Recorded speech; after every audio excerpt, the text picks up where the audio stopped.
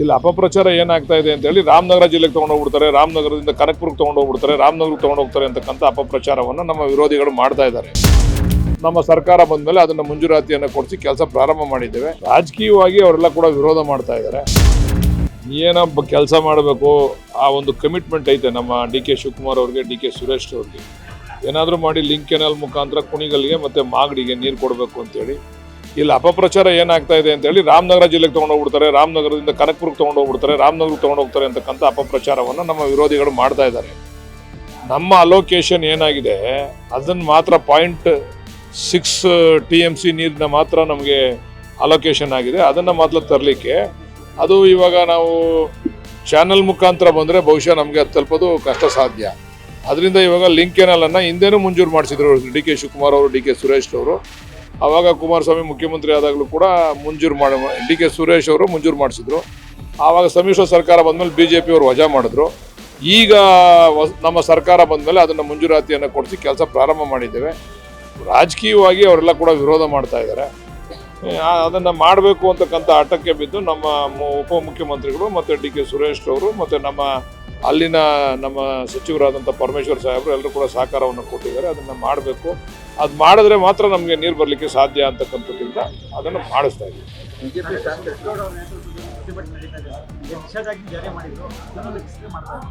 ಪ್ರತಿಭಟನೆ ಅವ್ರ ಹಕ್ಕು ಮಾಡ್ತಕ್ಕಂಥದ್ದು. ಆದರೆ ನಾವೆಲ್ಲ ಅಣ್ತಂದಿರು. ಈಗ ನಾನು ಒಂದು ಮಾತನ್ನು ಹೇಳಲಿಕ್ಕೆ ಇಚ್ಛೆ ಪಡ್ತೀನಿ. ತುಮಕೂರಿನಲ್ಲಿರ್ತಕ್ಕಂಥ ಅಲ್ಲಿ ರೈತರು ಏನು ಹೈನುಗಾರಿಕೆಯನ್ನು ಮಾಡ್ತಾ ಇದ್ದಾರೆ, ಆ ಹಾಲನ್ನು ಬೆಂಗಳೂರಿನಲ್ಲಿ ಮಾರಾಟ ಮಾಡ್ತಾವ್ರೆ. ನಮ್ಮ ಕುದೂರಿನಲ್ಲಿ, ನಮ್ಮ ಜಿಲ್ಲೆಯಲ್ಲಿ, ನಮ್ಮ ಬೆಂಗಳೂರು ದಕ್ಷಿಣ ಜಿಲ್ಲೆಯಲ್ಲಿ ಮಾರಾಟ ಮಾಡ್ತಾ ಇದ್ದಾರೆ. ಅದರಿಂದ ಈಗ ಅವ್ರಿಗೆ ನಾವು ನಿಮ್ಮ ಹಾಲನ್ನ ನಮಗೆ ತರಬೇಡಿ, ನಮಗೆ ಕೊಡಬೇಡಿ ಅಂತಂದ್ರೆ ಆ ರೈತರಿಗೆ ತೊಂದರೆ ಆಗಲ್ವಾ? ಇದು ಪರಸ್ಪರ ವಿಶ್ವಾಸದಿಂದ ಅಣ್ತಂದಿರಂತೆ ಬಾಳ್ತಕ್ಕಂಥ ಒಂದು ವಾತಾವರಣವನ್ನು ನಿರ್ಮಾಣ ಮಾಡ್ತಕ್ಕಂಥದ್ದು ಎಲ್ಲರ ಕರ್ತವ್ಯ. ಇದು ನಾವೇನು ಅವ್ರ ಹಕ್ಕನ್ನು ಕಿತ್ಕೊತಾ ಇಲ್ಲ. ನಾವು ನಮಗೆ ಕೊಡಬೇಕಾಗಿರ್ತಕ್ಕಂಥ ನೀರನ್ನು ಹಕ್ಕನ್ನು ನಾವು ಕೇಳ್ತಾ ಇದ್ದೀವಿ. ಹೋರಾಟ ಮಾಡೋದ್ರಿಂದ ಏನು ಪ್ರಯೋಜನ ಆಗೋದಿಲ್ಲ. ಬಟ್ ನಾನು ಅವ್ರನ್ನ ಮನವಿ ಮಾಡ್ತೀನಿ ಎಲ್ಲ ಹೋರಾಟಗಾರರಿಗೂ, ನಾವು ನಿಮ್ಮ ಅಣ್ತಂದಿರೋ, ನಿಮ್ಮ ಮಕ್ಕಳನ್ನ ಹೆಣ್ಮಕ್ಳನ್ನ ನಮ್ಮ ತಾಲೂಕು ಕೊಟ್ಟಿದ್ದೀರಾ, ನೀವು ನಿಮ್ಮ ಹೆಣ್ಮಕ್ಳು ಬದುಕು ಕೂಡ ಹಸನ ಆಗಬೇಕು. ಅದಕ್ಕೆ ದಯಮಾಡಿ ನಮಗೆ ಸಹಕಾರ ಕೊಡಿ ಅಂತ ಹೇಳಿ ಆ ಒಂದು ಹೋರಾಟಗಾರರಲ್ಲಿ ಮನವಿ ಮಾಡ್ತೀನಿ. ಆ ಹೇಳಿಕೆಗೆ ರಿಯಾಕ್ಷನ್ ಕೊಡ್ತಕ್ಕಂಥ ಸೂಕ್ತ ಅಲ್ಲ. ನಟ ಕಮಲ್ ಹಾಸನ್ ರವರು ಕ್ಷಮೆ ಕೇಳದೆ ಹೋದರೆ ಭವಿಷ್ಯ ನಮ್ಮ ರಾಜ್ಯದಲ್ಲಿ ಅವ್ರದ್ದು ಯಾವುದೇ ಒಂದು ಚಿತ್ರೀಕರಣವನ್ನು ಬಿಡುಗಡೆ ಮಾಡಲಿಕ್ಕೆ ಅವಕಾಶ ಮಾಡಿಕೊಡ್ಬಾರ್ದು. ನಾನು ಕೂಡ ಅದ್ರ ಪರವಾಗಿರ್ತೀನಿ. ಅದು ಯಾವ ರೀತಿ ತೊಂದರೆ ಸಿಗಾಕೊಂಡವ್ರೆ ಅಂತಂದ್ರೆ ಅದನ್ನ ನಮ್ಮ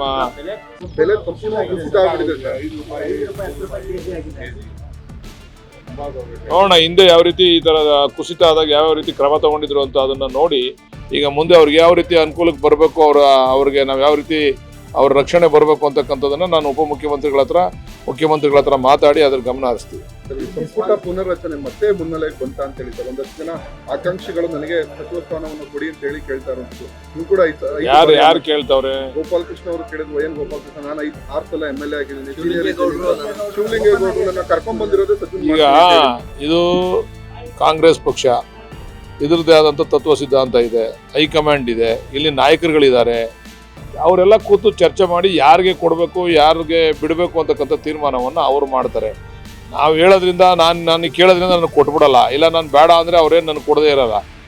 ಇದೆಲ್ಲ ಸಾಧಕ ಬಾಧಕ ಎಲ್ಲ ಚರ್ಚೆ ಮಾಡಿ ಯಾರಿಗೆ ಕೊಡಬೇಕು ಅಂತ ಅವರು ಹೈಕಮಾಂಡ್ ತೀರ್ಮಾನ ಮಾಡ್ತಾರೆ. ಬೇಡ ಅಂತಾರೆ. ಯಾರ ಮಂತ್ರಿ ಕೊಡ್ತೀನಿ ಅಂದರೆ ಬೇಡ ಅಂತಾರೆ. ಅದು ಹೇಳ್ತಾ ಇಲ್ವಾ ನಾನು ಆಕಾಂಕ್ಷಿನ ಅಂದರೆ ಮಂತ್ರಿ ಕೊಡ್ತೀನಿ ನಿನಗೆ ಅಂತಂದರೆ ನಾನು ಬೇಡ ಅಂತ ಅನ್ನೋಕ್ಕಾಗ್ತದೆ. ನಾನು ಆಕಾಂಕ್ಷಿನೇ. ಅಲ್ಲ ಅದನ್ನ ಹೇಳಿದಾರೆ ಅಂತ ಹೇಳಿ ಸರ್. ಬಾಲಕೃಷ್ಣನ ಮಂತ್ರಿ ಮಾಡ್ತೀನಿ ಅಂತ ಯಾರಿಗೂ ಆಶ್ವಾಸನೆ ಕೊಟ್ಟಿಲ್ಲ. ನಾವು ಕೇಳ್ತಾ ಇದೀವಿ ಅಷ್ಟೇ. ಇಲ್ಲಿ ಪಕ್ಷದಲ್ಲಿ ಆಶ್ವಾಸನೆ ಏನು ಕೊಡಲ್ಲ. ಕೊಟ್ಟರೆ ತೀರ್ಮಾನ ಅಷ್ಟೇ, ಆಶ್ವಾಸನೆ ಅಲ್ಲ. ನಾನು ನನ್ನ ಅಭಿಪ್ರಾಯವನ್ನು ಮಂಡಿಸಿದ್ದೀನಿ ಹೈಕಮಾಂಡಲ್ಲಿ. ಜಾಸ್ತಿ ಆಗ್ತದೆ. ರೈತರು ಸಭೆ ಇನ್ನೂ ಕರೆದಿಲ್ಲ, ಶಾಸಕರು ಅನ್ನೋದ್ರ ಬಗ್ಗೆ ಆರೋಪ ಇದೆ. ಈಗ ನಾನು ಬೇರೆಯವ್ರ ರೀತಿ ಬಂದು ಹೋರಾಟ ಮಾಡೋದು, ಏನೇನೋ ಮಾತಾಡ್ಬಿಟ್ಟು ಹೋಗೋದೋ ಮಾಡ್ಲಿಕ್ಕೆ ಆಗಲ್ಲ. ಸೂಕ್ತವಾದಂಥ ತೀರ್ಮಾನ ಆದಮೇಲೆ ಸಭೆ ಕರೆದು ನಾನು ನನ್ನ ಅಭಿಪ್ರಾಯವನ್ನು ವ್ಯಕ್ತಪಡಿಸ್ತೀನಿ. ಬೇರೆಯವರೆಲ್ಲ ಬೇರೆ ಬೇರೆ ರೀತಿಯಲ್ಲಿ ಮಾಡ್ತಾ ಇದ್ದಾರೆ, ವಿರೋಧಿಗಳು ಮಾಡ್ತಾ ಇದ್ದಾರೆ. ನಮ್ಮ ವಿರೋಧಿಗಳಿಗೆ ಅವಕಾಶ ಇತ್ತು, ಇದನ್ನು ಪರಿಹರಿಸ್ತಕ್ಕಂಥ ಅವಕಾಶ ನಮ್ಮ ವಿರೋಧಿಗಳಿಗೆ ಇತ್ತು. ಆವಾಗ ಅದನ್ನು ಬಗೆಹರಿಸ್ತಿಲ್ಲ. ಈಗ ಅದನ್ನು ರಾಜಕೀಯ ಮಾಡಲಿಕ್ಕೆ ಹೊರಟಿದ್ದಾರೆ. ಅದಕ್ಕೆ ನಾವು ಏನು ಕ್ರಮ ತಗೋಬೇಕು ನಮ್ಮ ಸರ್ಕಾರದ ವತಿಯಿಂದ ಅದನ್ನು ಕ್ರಮ ತಗೊಂಡು. If you like this video ಬೇಗ ಲೈಕ್ ಮಾಡಿ, ಕಾಮೆಂಟ್ ಮಾಡಿ, ಶೇರ್ ಮಾಡಿ ಹಾಗೂ ಯೋಯೋ ಟಿವಿ ಕನ್ನಡವನ್ನು ಸಬ್ಸ್ಕ್ರೈಬ್ ಮಾಡಿ.